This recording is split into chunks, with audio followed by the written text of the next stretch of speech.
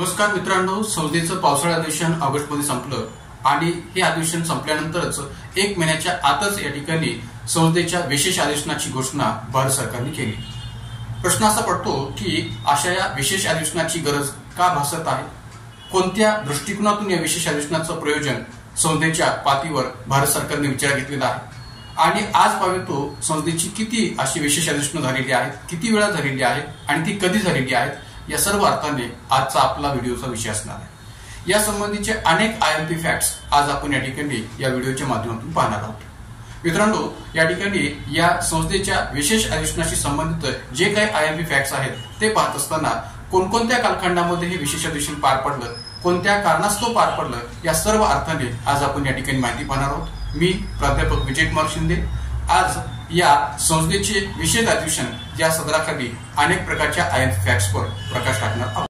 मग मित्रांनो, प्रश्न असा पडतो की संसदेची विशेष अधिवेशन आजवर किती वेळा झालेली आहेत आणि ती केव्हा झालेली आहेत। त्याचं उत्तर आपल्याला देता येईल की संसदेची आजवर विशेष अधिवेशन एकूण 5 वेळा झालेली आहेत आणि ती केव्हा झालेली आहे त्याचा उलगडा आपण इथं पुढे करणार आहोत। तर मित्रांनो, लक्षात घ्या की जसं मी मगाशी म्हटलं की नुकतंच पावसाळी अधिवेशन संपल्यानंतर 1 महिन्याच्या आतच आपल्या भारत सरकारने जेव्हा नवी दिल्ली येथे 9 आणि 10 सप्टेंबर रोजी G20 शिखर परिषद संपन्न झाली होणार आहे, तर ती संपन्न झाल्यानंतर 18 ते 22 सप्टेंबर या कालावधीत संसदेचं विशेष अधिवेशन घेतलं जाणार आहे असं घोषित केलं। तर एकंदरीत या घोषणेचा विचार करता याची या ठिकाणी जी काही चर्चा आहे ती संसदीय कामकाज मंत्री प्रल्हाद जोशी यांनी ट्विटरच्या माध्यमातून या पद्धतीने केलेली आपल्याला पाहायला मिळते। तर संसदीय कामकाज मंत्री प्रल्हाद जोशी यांनी म्हटल्याप्रमाणे की जे त्यांनी ट्विटरवर मत व्यक्त केलेले आहे त्यानुसार काय मत व्यक्त केलेलं आहे, तर 5 दिवसांच्या अधिवेशनासाठी कोणताही विषय ठरवलेला नाहीये। अमृत काळातील कालावधीत संसदेत फलदायी चर्चा आणि त्या दृष्टीने उत्तम वादविवाद होण्याची अपेक्षा आहे, अशा प्रकारचं मत त्यांनी ट्विटरवर या संसदेच्या बोलवलेल्या विशेष अधिवेशनाच्या अनुषंगाने मांडलेलं आपल्याला दिसून येतं। तर या अर्थाने आता पुढचा प्रश्न असा उपस्थित होतो की हे विशेष अधिवेशन नेमकं कोणत्या दृष्टिकोनातून बोलवलेलं आहे, त्या पाठीमागचं नेमकं कोणतं कारण आहे आणि अशा विशेष अधिवेशनाची गरज का भासत आहे। मात्र या विशेष अधिवेशनात मोदी सरकारकडून जी काही विधेयक मांडली जाण्याची शक्यता आहे त्यामध्ये एका विधेयकाची खूप मोठ्या प्रमाणात चर्चा होते आणि ते विधेयक म्हणजे एक देश एक निवडणूक विधेयक, किंबहुना या ठिकाणी युनिफॉर्म सिव्हिल कोड किंवा समान नागरी कायदा या संबंधीचंही विधेयक मांडलं जाईल की काय असं म्हटलं जात आहे।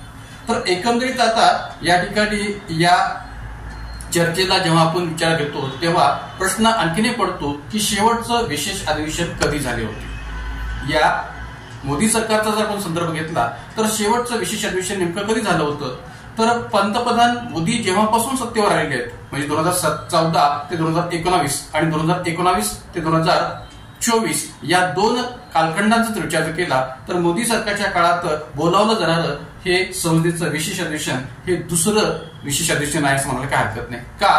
कारण की पंतप्रधान नरेंद्र मोदी सरकारच्या काळात विशेष अधिवेशन घेण्याची ही दुसरी वेळ आहे हे इथं मान्य करता येऊ शकेल।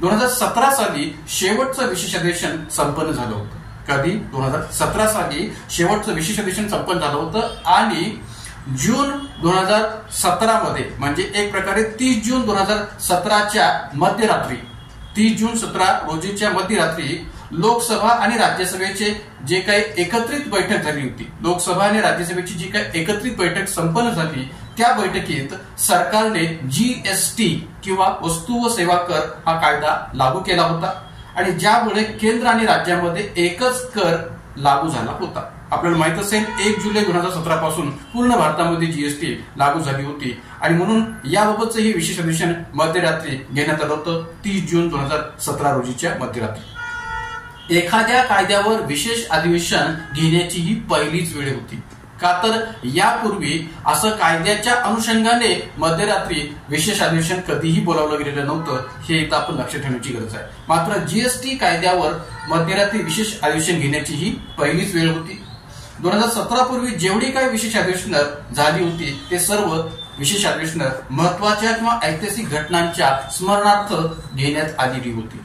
महत्वाच्या किंवा ऐतिहासिक घटनांच्या स्मरणार्थ या ठिकाणी ही सर्व प्रकारची विशेष अधिवेशनं 2017 पूर्वी घेण्यात आली होती, हे आपण इथं लक्षात ठेवण्याची गरज आहे। मात्र या ठिकाणी प्रश्न असा पडतो की 2017 पूर्वी या ठिकाणी जी विशेष अधिवेशनं झालेली आहे ती केव्हा झाली होती, तर त्यामध्ये आपल्याला आणखीन एक उल्लेख करता येईल की 2017 पूर्वी 15 ऑगस्ट 1997 रोजी जेव्हा भारताच्या स्वातंत्र्याला या ठिकाणी 50 वर्षे पूर्ण झाली होती किंवा स्वातंत्र्याचं सुवर्ण महोत्सवी वर्ष साजरं केलं जात होतं, तेव्हा 15 ऑगस्ट 1997 रोजी भारतीय स्वातंत्र्याच्या 50व्या वर्धापन दिनानिमित्त मध्यरात्री विशेष अधिवेशन घेऊन चर्चा करण्यात आली होती.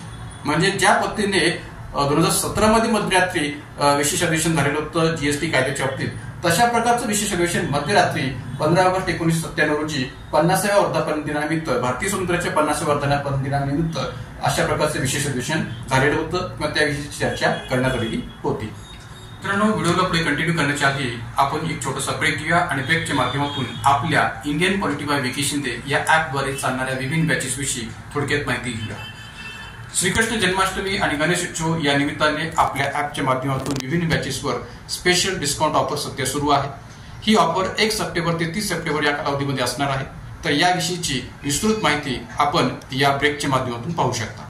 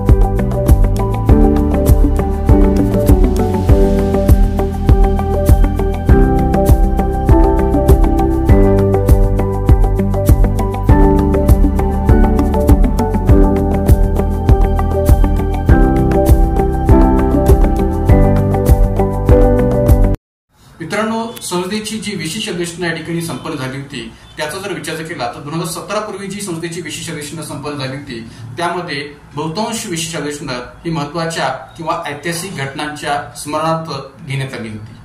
जसं मी मगाशी म्हटल्याप्रमाणे 1997 ला भारताला स्वतंत्र होऊन 50 वर्ष पूर्ण झाल्यानिमित्त मध्यरात्री विशेष अधिवेशन संसदेचं झालेलं होतं. त्या आधीच आपण जर विचार केला तर 1992 ला सुद्धा संसदेचं विशेष अधिवेशन हे पार पडलं होतं.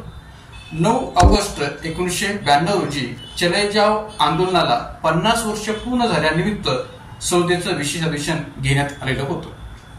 कधी तर 9 ऑगस्ट 1992 रोजी चले जाव आंदोलनाला 50 वर्षे पूर्ण झाल्यानिमित्त संसदेचं विशेष अधिवेशन घेण्यात आलेलं होतं. त्यापूर्वी 15 ऑगस्ट 1972 रोजी भारताला स्वातंत्र्य प्राप्त होऊन 25 वर्षे पूर्ण झाल्याबद्दल विशेष अधिवेशन घेण्यात आलं होतं. म्हणजे 1992ला तर चले जाव आंदोलनाला 50 वर्षे पूर्ण झाल्यानिमित्त विशेष अधिवेशन पार पडलंच होतं, पण त्याआधी सुद्धा 15 ऑगस्ट 1972 रोजी भारताला स्वातंत्र्य प्राप्त होऊन 25 वर्षे पूर्ण झाल्याबद्दल म्हणजेच स्वातंत्र्याच्या रौप्य महोत्सवी वर्षाच्या अनुषंगाने विशेष अधिवेशन घेण्यात आलेलं होतं. तसेच 14 आणि 15 ऑगस्ट 1947 रोजी सुद्धा स्वातंत्र्याच्या पूर्वसंध्येला पहिलेच विशेष अधिवेशन घेण्यात आले होते. केव्हा तर 14 आणि 15 ऑगस्ट 1947 रोजी स्वातंत्र्याच्या पूर्वसंध्येला सुद्धा पहिलं विशेष अधिवेशन घेण्यात आलं होतं. तर इथं आपण एक गोष्ट लक्षात ठेवण्याची गरज आहे की संसदेचं पहिलं विशेष अधिवेशन 14 आणि 15 ऑगस्ट 1947 रोजी स्वातंत्र्याच्या पूर्वसंध्येला घेण्यात आलं होतं आणि आता रिपीट अगेन संसदेचं विशेष अधिवेशन जे काय आहे ते मोदी सरकारच्या काळामध्ये घेतलं जात आहे. तर एकंदरीत या ठिकाणी जर विचार केला तर जीएसटी लागू करण्यासाठी जे विशेष अधिवेशन घेतले ते 30 जून 2017च्या मध्यरात्री संसदेच्या सेंट्रल हॉलमध्ये घेण्यात आलं होतं. ही बाब सुद्धा आपण इथं लक्षात ठेवण्याची गरज आहे की जीएसटी लागू करण्यासाठी जे विशेष अधिवेशन 2017 मध्ये घेण्यात आलं होतं ते 30 जून 2017च्या मध्यरात्री संसदेच्या सेंट्रल हॉलमध्ये घेण्यात आलं होतं आणि 1 जुलै 2017 पासून आपल्याकडे जीएसटी हा जो काही कर आहे तो लागू झाला होता. तर मित्रांनो, या पद्धतीने संसदेची विशेष अधिवेशनं किती वेळा घेतली गेली होती आणि एक प्रकारे ती केव्हा घेतली गेली होती याचा सर्व अर्थाने IMP फॅक्ट्स बेसिसवर असणारा उलगडा या व्हिडिओच्या माध्यमातून आपण केलेला आहे. तर अशाच प्रकारच्या माहितीसाठी आपल्या युट्यूब चॅनलला Indian polity bye Vicky Shinde या युट्यूब चॅनलला अधिकाधिक संख्येने सबस्क्राईब करा, लाईक करा, शेअर करा. धन्यवाद.